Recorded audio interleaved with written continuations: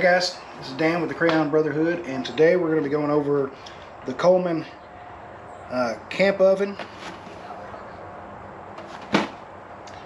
I'm sure a lot of y'all are like, man, there's countless videos out there on this, and there are countless videos out there on reviewing this as a camp oven. But today, I'm going to try to do something a little different with it.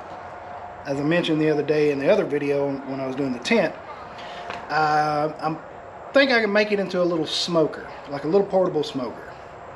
And I don't know about y'all, but I really enjoy smoked food, and it's something else that kind of cooks slower.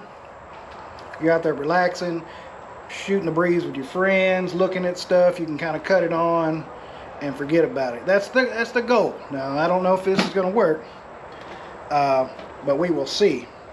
As of right now, I've only opened it and looked at it. But this is the box. You can get one on Amazon. I think it's like $49. I'll put the link in the description for it. But that's the plan. Is to try to turn it into a little smoker using my Blackstone. I've got the Blackstone Adventure ready. It's like a 17-inch Blackstone. It was $99 at Walmart.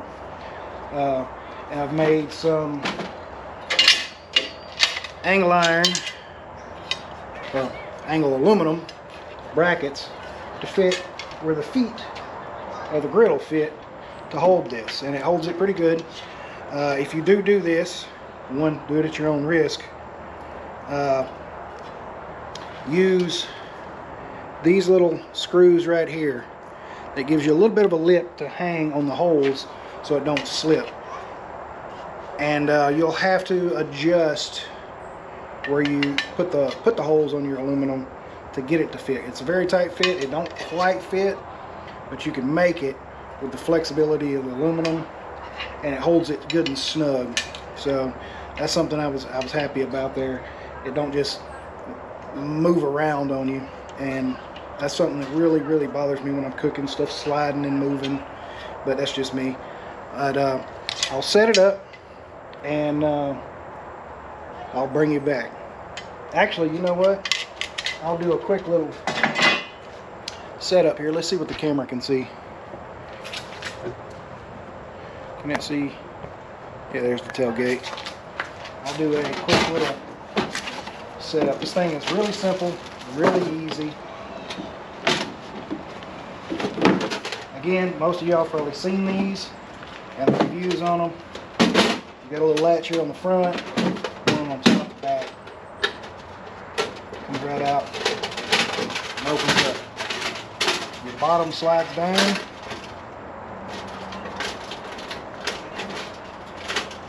Into little hooks. I'll show you the hooks here in just a second. Then you close the latch and it's secure. You can see the little where the little hooks go. Right here, there's 4 of them on top, 4 on the bottom. Really simple. Grab the handle, pull it up slowly to line everything up. Once everything's lined, close the latch, boom, you're done. Pretty good size. I believe I can make it into a little smoker though. I prefer smoked food. That's kind of my thing over grilled. So I'm gonna give it a try. I'm gonna get this thing set up, and I'll bring you back. Well, I decided to go ahead and just move the camera and set this thing up for you so you can see it. See, they just slide in there, and they've got a decent. Got their wrong one. Oh my! So I was having trouble when going down the road.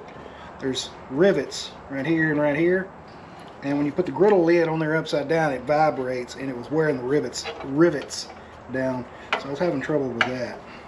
So I put these little high heat pads on there. There you go. But it's got a decent little fit there. It's nothing crazy. And then same with that back corner. That's in the way over there. Oh, I got them backwards. I didn't quite cut the screws enough on that one. There we go. Yeah, I got them back. I have to label those.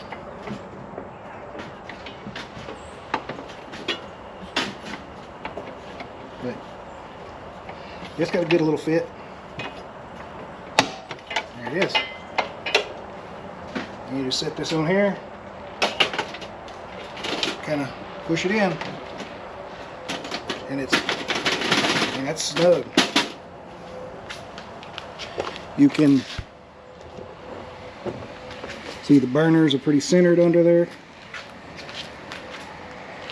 Really simple. It's four 1/4-20 bolts, stainless steel, lock nuts. What is it? The stainless steel with the Phillips. They're tapered. That gives you that catch that you want, so it don't slip. And like I said, it's snug. You can move it pretty good. But I'm gonna get this thing going, and I think I'm gonna do some chicken wings. I like smoked chicken wings, so we're gonna try that out, and I'll bring you back after that. I might, since I've never used it, I might do a preheat on this thing, and then go from there, and then bring you back. But yeah, I better do a preheat. And I've got aluminum trays that fit pretty good down in here to keep drippings from dripping on the bottom, because you don't want flame ups and all that stuff. So, but we'll see how it goes from there. So I don't know if it'll show up, but it's got a little smoke to it. But there it goes. Not a lot, but you don't want a lot of smoke. You don't want dirty smoke anyway. But I'm gonna try something different. If you see, there's a little channel down there. I think I'm gonna just lay some aluminum foil down there, so it gets better contact with the bottom of the little oven. So I'll do that, and I'll bring you back and let you check that out. Alright guys, I just put the foil in the bottom and the wood in the little trough there. That's just one layer plus the aluminum foil, so I'm thinking that will work better while we're waiting on that to heat back up. So with this little oven, these little pans here, I think it's an 8x8, fit in there really good. And a 9x12 will fit in there if you bend up the sides like that. Now I think that's what I'm gonna do to cover the whole bottom of it, because I don't want drippings all in there, because I'm sure it's not going to be easy to clean. Not as easy as like your house oven or something, because it's so little. Stuff moves too much. So I think I'm going to try that. And if there's anybody out there that works for these companies that make these, stop putting glue and definitely tape in the bottom of these things.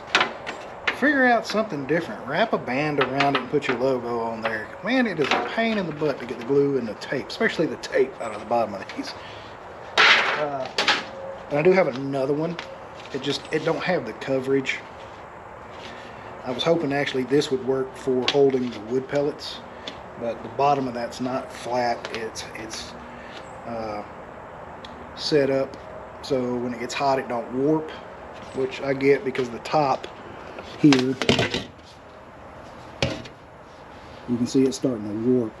It started warping about 225 tempish. Started to do the warp thing. So, meh. But again, it's super thin, super lightweight. Had to adjust my stand there. It's super thin, super lightweight. For what it is, it's just a little aluminum box. Somebody, who was it? I think it was Matt from Ozark Overland, found one that's steel though. That would be nice because it'll hold the heat better. A little beefier, less warping. But we're gonna let that heat on up. We're about 325.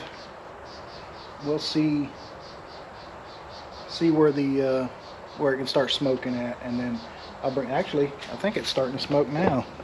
I don't know if that's showing up on the camera. Let's see. A little bit, yeah. Yeah, you can see it.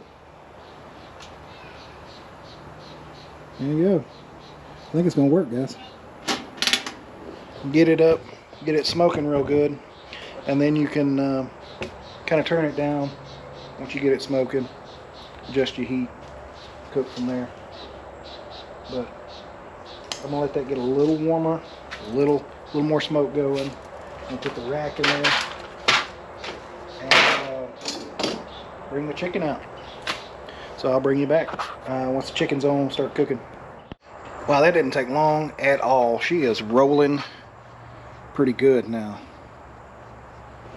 So that didn't take, we're at 350, so I cut off a minute ago at 325, bumped up another 25 degrees. Now it's cooking real good.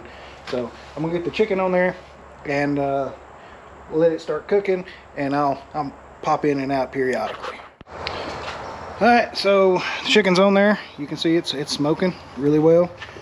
We're sitting about 250. So once you start getting smoke on this thing, turn it down. It will run away pretty quickly, pretty easily with the wood down there. Oop, my stand's still crooked.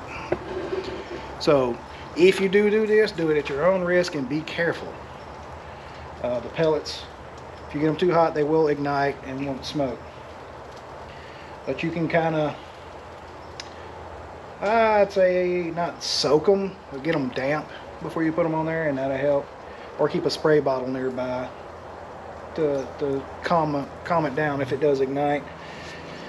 So it's sitting about 350, and I've got the Blackstone on low. It's probably 58 degrees, 60 degrees outside today. So that's something else. With the temperature changes, you're going to have to fluctuate your griddle or your heat source to get this thing to work. It is thin. It does not have any insulation in it, so it will struggle to maintain heat. So it's going to be kind of a fight there. But it's sitting pretty good right now. I was saying 350 a minute ago. I'm sorry, at 250. So yeah, it's almost 275. I just bumped it down just a smidge. About 250 is where I want it. But the little chicken's on there. The little drumsticks is on there. You can see it smoking pretty decent. I had to put the aluminum on there, the little pan, because the chicken was falling through. The rack is very, very wide. Sorry, my stand here is not the best. Yeah, the rack's very wide, so the chicken, some of it was falling through. So I just threw the pan on it. It would get a little smokier if you didn't. But what can you do? I mean, it is what it is. The little rack is little. I mean, the gaps are real wide, so not a lot you can do there. But I'll bring you back shortly, and after the chicken's done, I guess. There's not a whole lot left to see other than timing it, and it's been on there about 5 minutes so far. So we'll time it, and I'll bring you back once it's done. While we're sitting here waiting on the chicken to finish cooking, figured I would go over the seasonings I used anyway. I prefer Kinders, like the buttery garlic herb for chicken. Really good, really good. And I cover it in a roasted chicken by Kinders, or roast chicken. And then buttery poultry blend on my chicken. You can do it at air fryer or this way, oven, whatever, smoker, however you like. Fantastic. I don't even usually put barbecue sauce on it anymore, and when I do, again, surprise surprise, I've been using the Kinder's Honey Hot. It is fantastic. It's not too spicy. It's really not spicy at all. My wife eats it, so it's not spicy at all. Delicious, delicious barbecue sauce. But lately I've just been doing the seasoning and eating it without sauce. So Give it a try. Let me know what you think in the comments, and I'll bring you back when the chicken's done. All right, they look to be done. Something I can't preach enough, guys, is temp your food. Chicken will make you sick. So definitely get a thermometer and check your temps before you go to eating on it. But we're gonna pull it off here.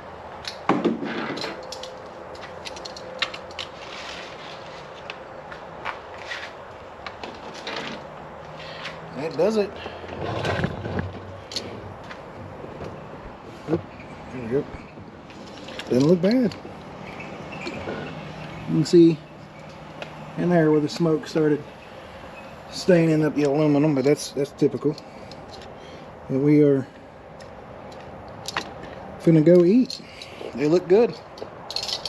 So it does work. It works. You just gotta be careful. You don't want it to get too hot and go crazy and